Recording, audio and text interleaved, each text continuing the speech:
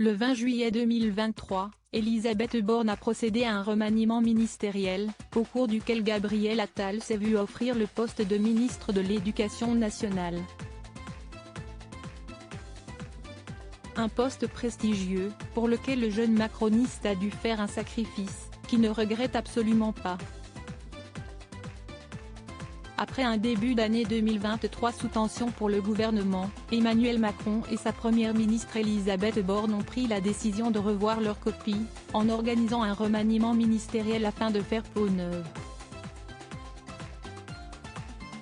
Un remaniement qui malheureusement pour le président et sa première ministre ne fait pas l'unanimité. À l'image de la nomination d'Aurore Bergé au poste de ministre des Solidarités, ce qui agace fortement l'opposition mais aussi du côté de la Macronie dont certains membres ont déclaré en off, elle veut exister tous les jours, occuper à elle toute seule tout le terrain. Elle est incontrôlable. Parmi les nominations au poste de ministre qui ne passent pas non plus, il y a celle de Gabriel Attal au poste de ministre de l'Éducation nationale. Juste après le remaniement, une polémique a commencé à émerger. De nombreux internautes et politiques se sont insurgés sur le fait que leur ministre n'ait jamais mis les pieds à l'école publique.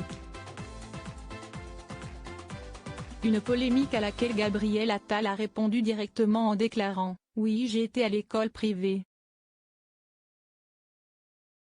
Je n'ai pas à renier ou à m'excuser pour ce choix qu'ont fait mes parents. » Une prise de position qui affirme la motivation de Gabriel Attal pour ce poste, pour lequel il a déjà fait un léger sacrifice.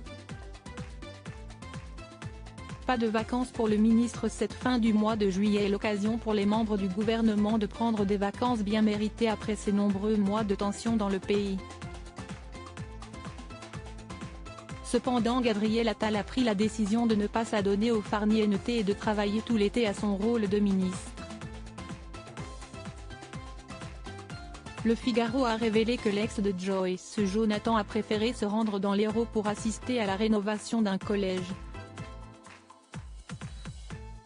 Une manière pour le ministre de montrer son investissement pour son nouveau rôle, et d'assurer une bonne continuité des travaux mis en place par Pape Ndiaye.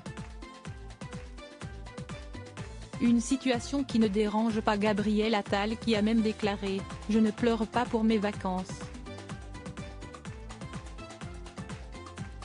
Une fois de plus, le jeune ministre s'affirme comme étant un des meilleurs élèves du gouvernement.